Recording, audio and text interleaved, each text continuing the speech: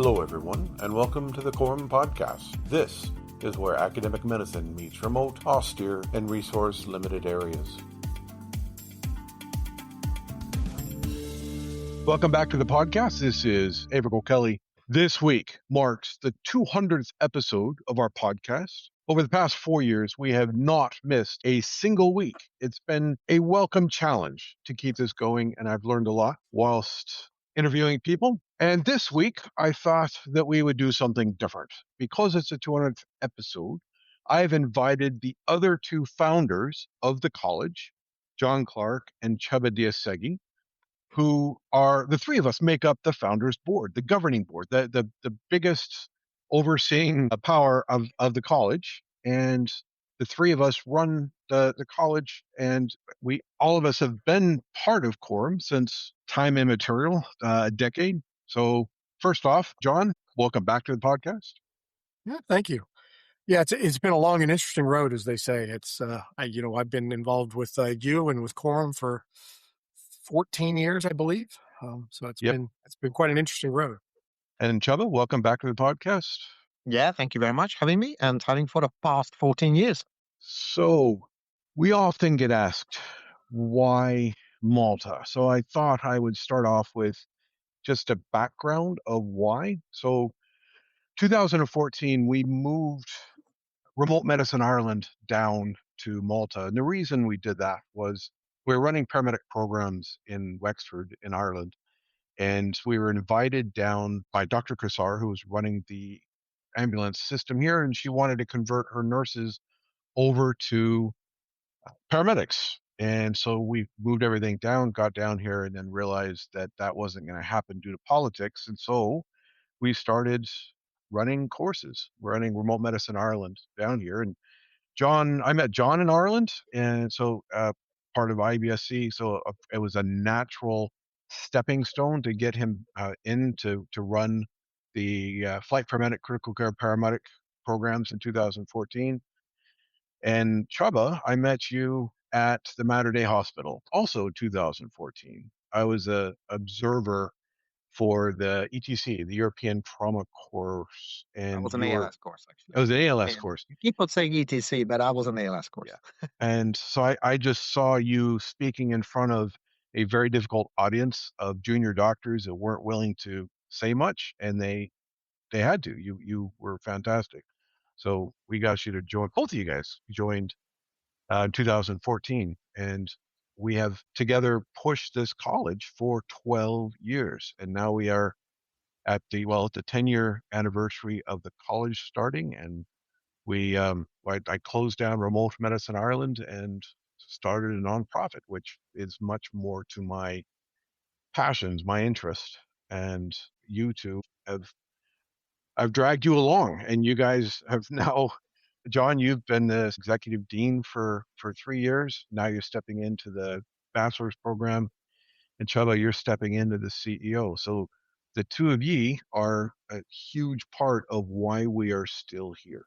I think it's interesting to think of the location and kind of the randomness with which CoROM has evolved into, an EU university based upon kind of an idea and a whim of what, as you said, all politics are local, but, bringing you to Malta, whether you're an accidental tourist or not, it's the idea that it has such a rich history in medicine that I find so fascinating.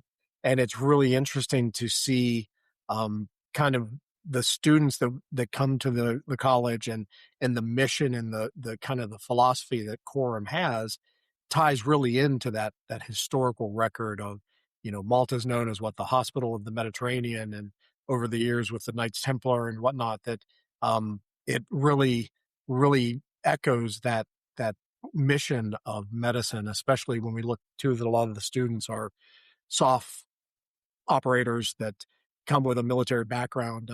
It just is such a great fit.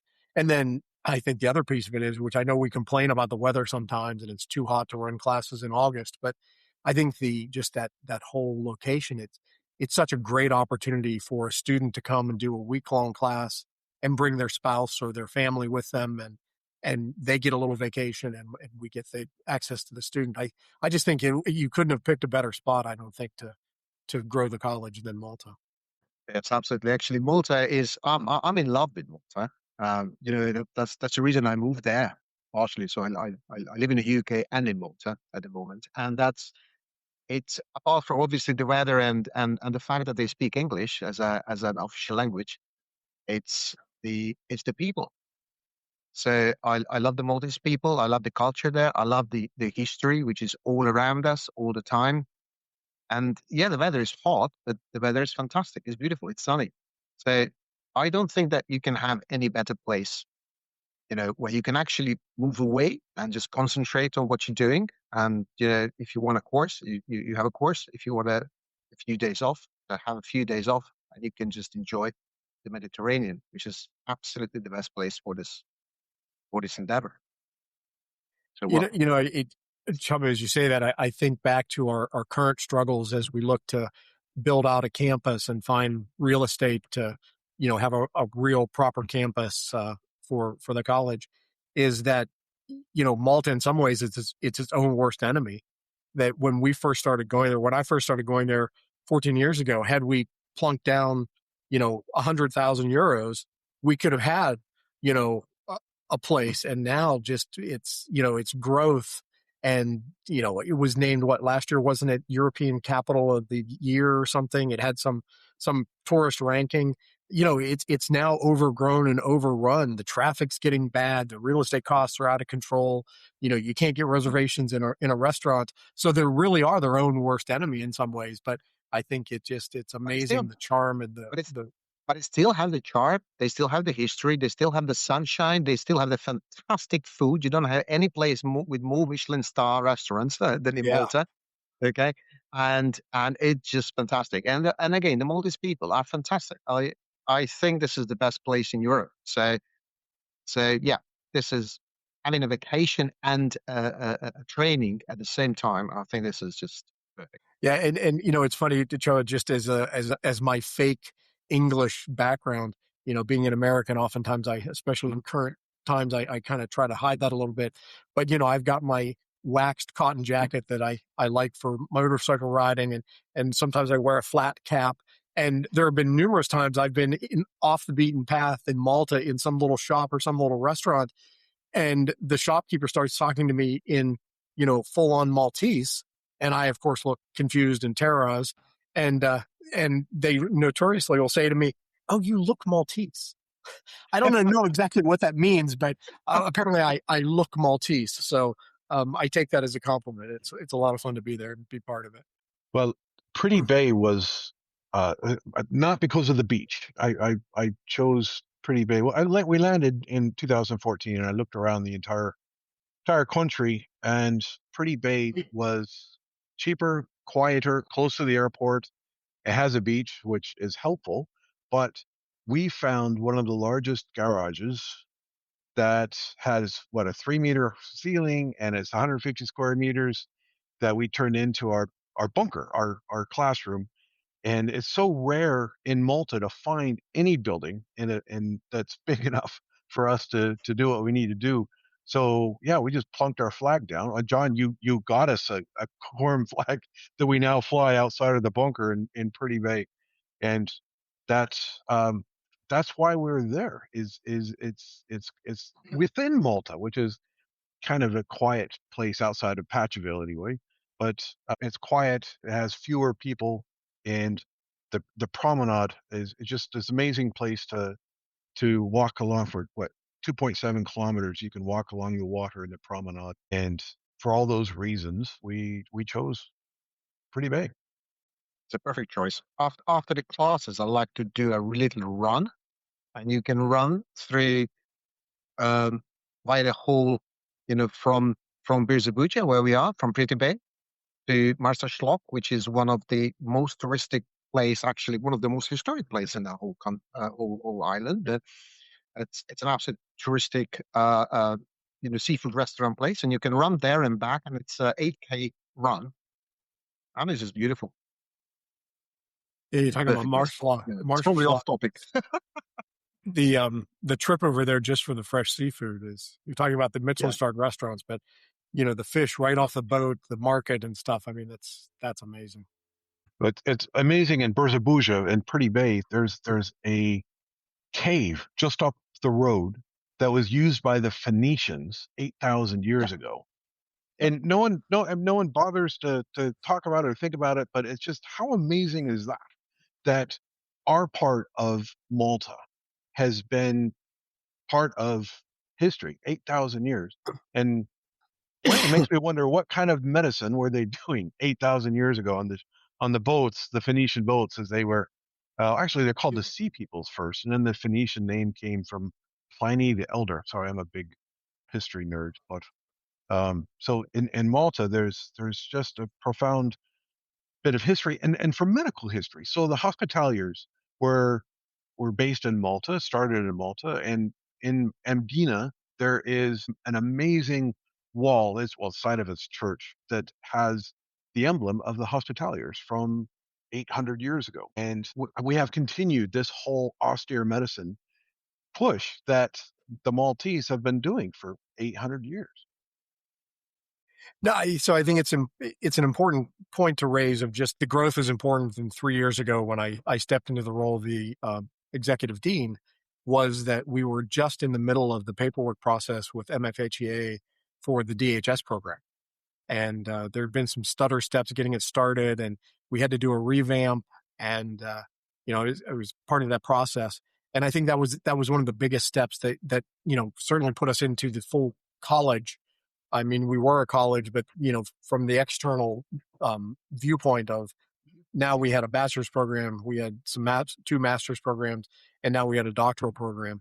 And that growth was organic in some ways, but also very targeted to make us part of that full university status. Being the model that we have of being remote with an huge online component, the MFHEA documentation was, we kind of joked about it, and as we were looking at accreditation with some of the American models to look at, being eligible for some of the U.S. federal aid, especially from the Department of Defense perspective. But, they wanted us to have a library. Well, when you're an online school, it's really difficult to have a brick and mortar library. Same thing with MFHEA and having the student union. But I think the learning curve of, hybrid education, we navigated that successfully. And I think having the doctoral program is certainly a feather in our cap, that we can now have students that come in, maybe do a short course, decide they want to become a paramedic, do the bachelor's program. The natural extension then is to get a leadership or a clinical master's program, and then have that opportunity to step right into a doctoral program. I think that made the college very well rounded. And then I think as we build these pieces and we look at having a campus, and if Csaba talks about kind of the future we're looking to, is looking at where we're going to go with university status instead of being a college or being a full-fledged university. So it was exciting to be part of that growth and get the program, and the people that did that, Dr. Corrick putting that together and putting our heart and soul into getting the DHS, and now doing the modification so we can issue either a doctoral in health sciences or a PhD, is enormous for the reputation of what you started, and have turned into CoROM. I think the other thing that goes without saying is what this podcast has done. It's so interesting to me that every time we're at one of the conferences, SOMA as an example, that the people that come up, and if you're talking to somebody, not that person, but you're having another conversation, someone will be standing there and they'll kind of look around a little bit and they'll be like, wait a second, I know that voice. That's the guy from the podcast. Your voice is famous. And what the podcast has done to put CoROM on the map is so important.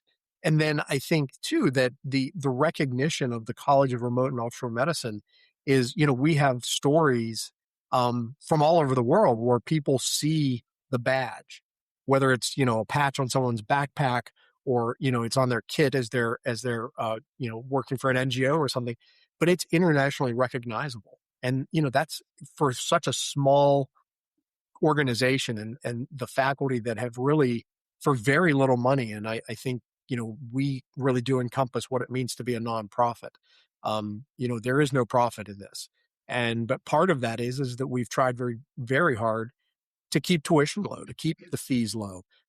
Nobody's lining their pockets, certainly. And we're not sitting on like a Harvard sized endowment. we're doing the best job with the most affordable strategy so that students can get the degree that they need and make a difference to patients out there. I think that's what's really important. But the recognition that we've established and being able to offer everything from, CPD courses to a doctoral program, I just find is amazing. So well done, Aebhric. Well, it wasn't me. I wanted a paramedic program, and then I kept getting smarter people than me, like the two of ye coming in and like, wait a minute, why don't we do a master's program? I'm like, oh, okay, and you just kept pushing it. Oh, I, I after I haven't had a pint yet. I know it's Friday night, but usually after a pint, when I'm talking to people at the conference, they like it's like, why did you do this? And I did this in Ireland. I started remote medicine in Ireland because I got angry. I looked around what other people are charging for paramedic programs or for wilderness medicine programs, a ton of money, and it was rubbish.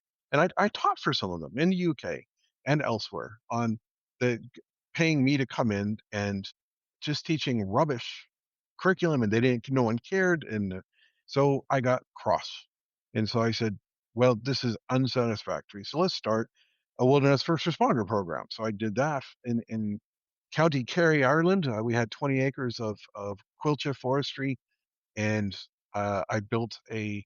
I moved here from Alaska, so I built a cabin, which is very much illegal in Ireland. And Anna and I lived in that cabin in the woods, off grid, for 5 years. And what's interesting, because so in Ireland, it's obviously illegal because you need planning permission. But we were there less than a week. We didn't have the cabin started, and the guards, the cops, we went in there for something, and they're like, "Oh yeah, you're the Yank that's out in the middle of the forest, and you're building stuff. Yeah, no problem." And I'm like, "How do you know that?" And then like we were there, not even a week, in the middle of the woods. We were doing our stuff. I was setting up my bushcraft school and wilderness first aid stuff, and we got with this honking horn on the Quilter Road, on the forestry road. I'm like, what the hell is it? So I go out, and it's the postman. And the postman, oh yeah, you're the O'Kellys, aren't you? So where do you want the post? And I'm like, but what? How do you know we're even? It's like, well, I gotta put the post somewhere. So I build a wooden box at the base of a tree with a lid on it. Oh yeah, that'll be grand. And then every day our post would show up in this box by this tree, and it was amazing in Ireland.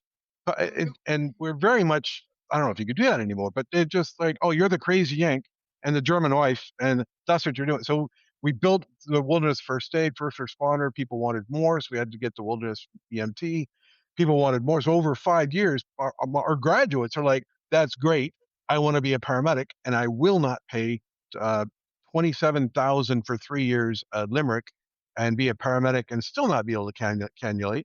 So we did the paramedic program, and then we wound up in this tiny little island in the middle of the Mediterranean that I didn't know where it was when I was invited down. So yeah, we are here because I got cross, because I got really unhappy that my students graduating from our wilderness EMT are looking at paramedic programs that were rubbish. So we built this, we designed this, and I pushed it as far as I could until you guys could take that and run farther than I could. So yeah, Aebhric, you built a cabin first, and then you got angry and built a college. So don't stop being angry, please. Yeah. I mean, you've done a great job, absolutely. That was your dream, and that was your vision. That was your vision, and now this vision is real. But actually, well done, you, John, because obviously we started it at the beginning, and that was mainly CPD courses, great courses. You brought in IBSC, to help us, and basically we train people for IBSC certificates first, and it's got better and better. And then we decided, oh, why don't we do a master's course? And then we built a master's course and got accreditation from MFAGA. And then you stepped in and said, all right, okay, I'll take it over. And what you've done with the CoROM is remarkable. So over a few years, do you actually know that we have currently 160 students from 30 countries, from 5 continents? Wow. That's, yeah, from 5 That's continents. amazing.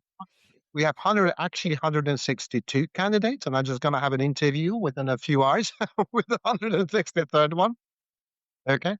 We listen to them. We really, really take care of the students. And we're non-profit, as you said. We don't really make anything out of it. Just connection with people and working together with them. We really work together. And, for example, recently we had a feedback, which, we did have a course. We said, didn't go as good as we usually do. And we jumped on it. And then we immediately, go there, fix it, and it's just going to be better and better. And our students love it. And our students stays with us. And many students who've done the bachelor went on to do the masters, and many students who've done the masters went on to do the doctorate. And then they stayed with us as faculty. So I think we're doing something right. And John, you also made this enabler with your podcast, but also the product we are selling, the product we are giving to everybody, the teaching, made us a brand. And as you said, John, now this is recognized. This is recognized everywhere. And how many people are coming from all over the world, from 5 continents, 30 countries, and they're looking for CoROM. So yeah, well done, John, as well. You say that. I was thinking about the college and just the recognition. It is in the society that we live in, that everybody looks for instant gratification. One of the immediate gratification things that we've done is the MIM, the Medicine in the Mediterranean Conference, which kind of started out as hey, this might be a nice way to get everybody together. It's so amazing. I was just at another conference here in Austin, Texas last week, and talking with some of the speakers that were there. And that was a conference that had right around 1,000 attendees. It was a hotel in Austin. But I talked with a handful of their presenters, and these are medical directors from, big programs. I had a great opportunity to sit and talk with the medical director for Falk USA.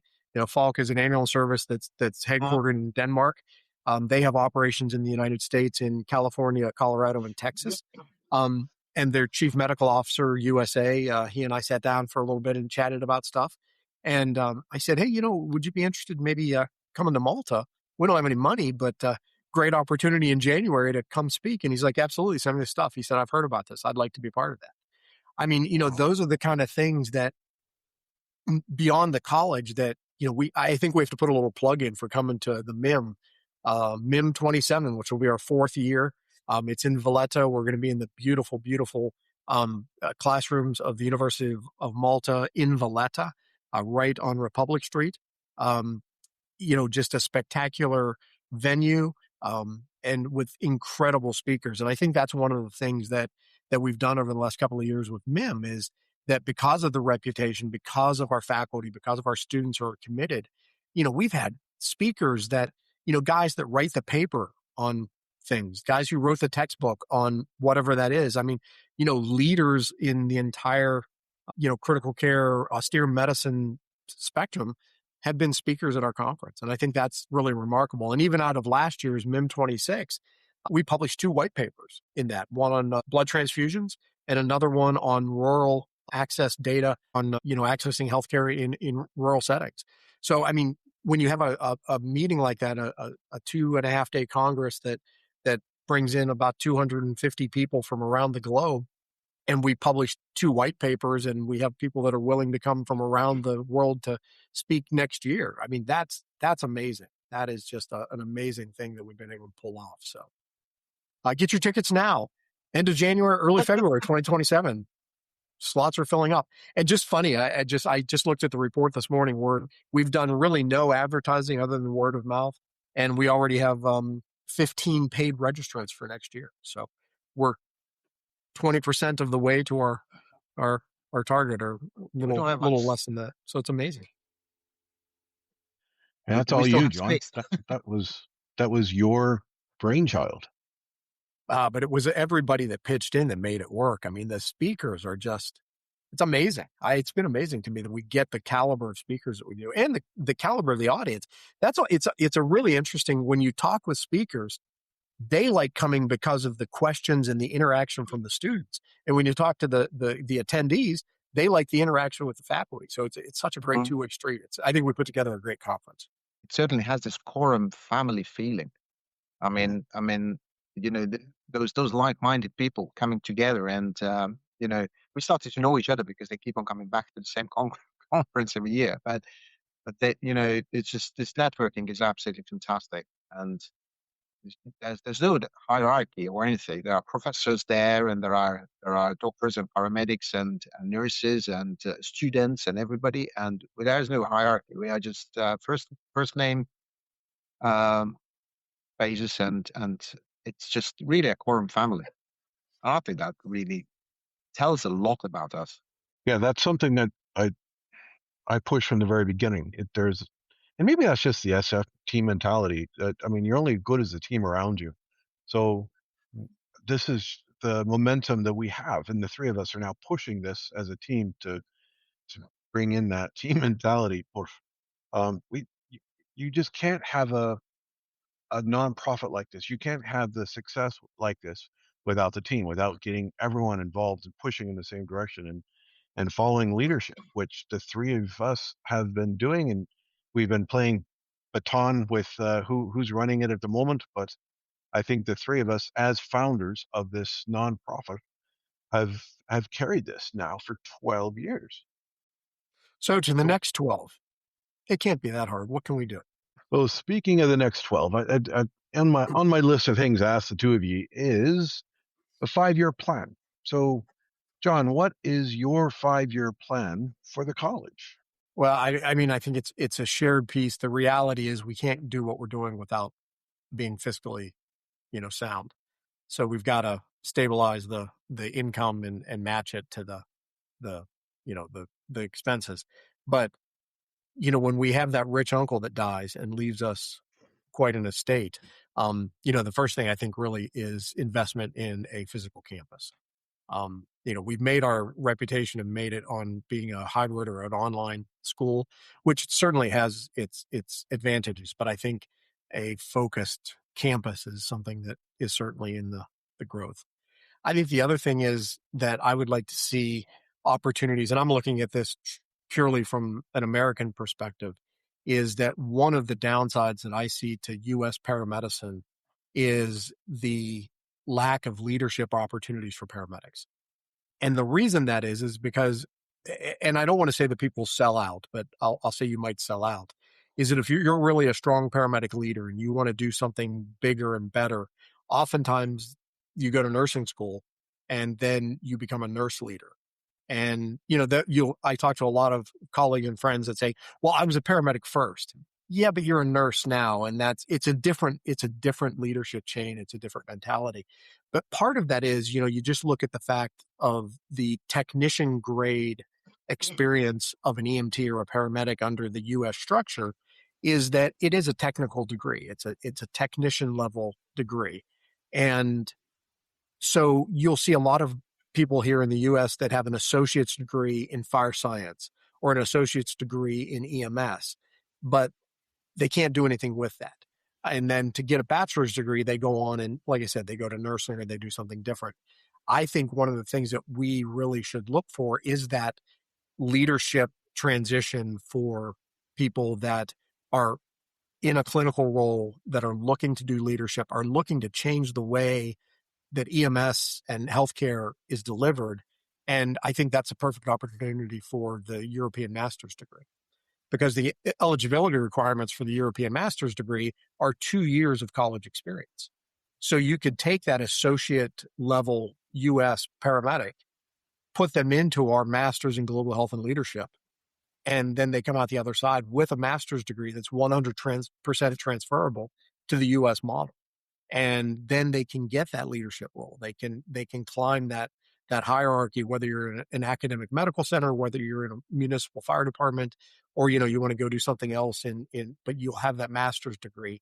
And then we have them in the CoROM family, and they continue on to do their doctorate. But I see some course development in that area. I think would be really beneficial to the career, to the profession, as well as to the college. That's something that I would see in the 5-year plan that we'll accomplish. That's a good point. If you have an associate's degree as a paramedic in the States, you can do 2 years and get a bachelor's degree. And well, I got a bachelor's in liberal studies. It's the most bollocks degree in the world. Or you could do those 2 years, or you can do those 2 years and get your MGH or your Master's of Osteocritical Care and completely skip the bachelor's degree. And that's unheard of in the US. You have to go get the 4 year degree in liberal studies so you can move on and really start learning at the master's level. We started the podcast just talking about the model and the finances that we do. But, you look here in the US, to get a 4-year degree or to get a master's degree, you're spending tens of thousands of that oftentimes, from the promotion, the pay increase you get from having that degree, paying off your school loan is a near impossibility. Whereas, we make that, CoROM makes that affordable. So, one of the things that I looked at it, and it's ironic to think that I was I was in the inaugural DHS program. I completed 2 semesters in the doctoral program because I wanted to get my doctoral. And then when I came into the leadership role, apparently that was a conflict of interest for me to sign my own diploma. So I had to withdraw from the program. So now but I was looking at US doctorates that were $50, $60, $80,000 just to get a PhD in something that I really wasn't going to use. And so the CoROM model was very affordable. But I think that that's how we can improve. And especially when you look at the austere settings that we're in, you think about our experiences in Tanzania, you could go get a master's degree at CoROM and then take a position making healthcare better in Moshi and still be able to pay off your loan. Whereas if you went to a US school, you'd have to follow the money. It's just, I think that's one of our advantages.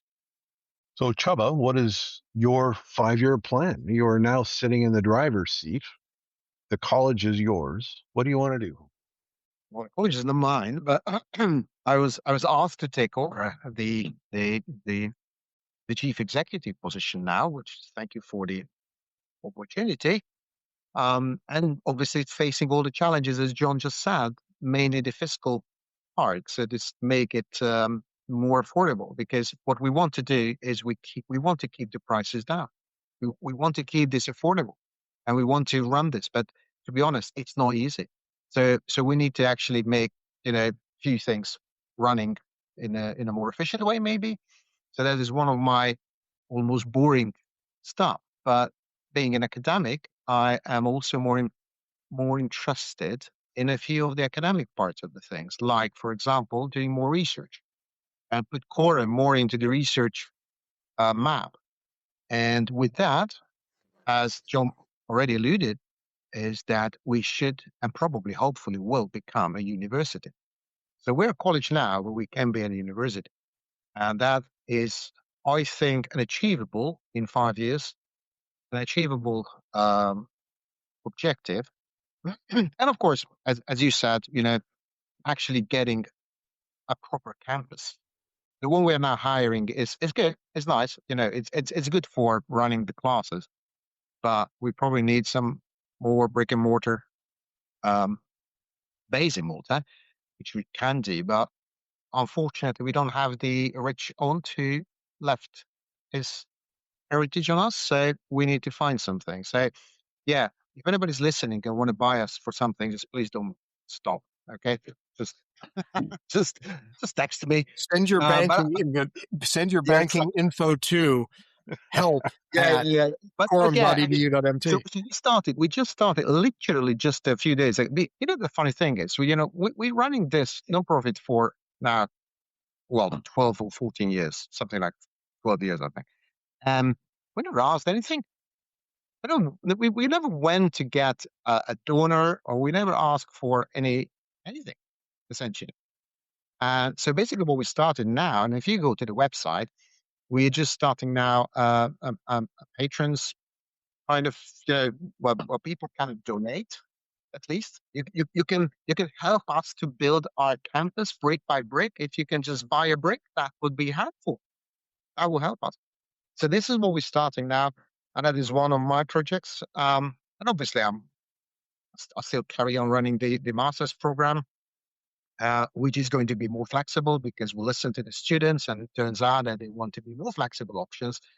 We're getting more modules, and way more flexibility. It can be fully done online if somebody wants to do it online, but we're also offering more opportunities in Malta and in classroom, and even more placements. So now you can go to Tanzania and to Nepal, and we're just signing things in Malta and in probably in Budapest as well. So you can go to listen to the Hungarian speaking, which is, I think, the main 5 years plan is to become a university, to get a campus, and to consolidate our finances in order to keep our prices low and keep our academic accredited programs affordable, because we're teaching people who are not necessarily coming from the wealthiest part of the world. And we still maintain discounts for low to middle income delegates. And even though we couldn't financially do that, we still did that. And it's definitely put us into a difficult financial way, but that's what we had to do. We had to continue to give back to communities that can't afford to spend tons of money for, even though our masters is still under 10,000 for the complete masters. And my masters 25 years ago in the US was 35,000. I'm sure it'd be 90,000 now. So we are keeping things low, but we're still trying to do good in the world. But that's a mission. That's a mission. If that wouldn't be our mission, we wouldn't start College of Remote and Offshore Medicine. So that's our mission. So one of the amazing things to me when we visited Tanzania was going up to visit the hospital at Kibosho, and they had an old Land Cruiser that was essentially just a van, a standard personnel carrier that two of our students retrofitted and turned into an ambulance, a proper ambulance with lettering on the outside and a stretcher and everything. And they did it out of their own pocket and told the hospital administration that CoROM paid for it because they didn't want to get the individual recognition. I mean, that's the kind of students that we have, and that's the kind of impact that when we talk about why is it important to be there and do it cost effectively, they could never have an ambulance. How could you ever buy an ambulance in that setting? But yet, through ingenuity and a personal donation, they have an ambulance that they can now transport patients down to KCMC that, before our students were there, they would never have. That to me is the mission. That's what makes it important. So I guess the gift that CoROM can give the world is have 162 people come through our doors at the moment, and as they exit and as they go out and about in the world around them, that they bring a wee bit of light of evidence-based learning and being able to provide excellence in medicine, even though we might have not a lot of kid horror, we might be in difficult environments. This is what I want for our students, to go out and be good, even though they're in some place that doesn't have a lot of kit. They have the knowledge, they have the passion, as John said, and hopefully they can make a difference in the community where they are.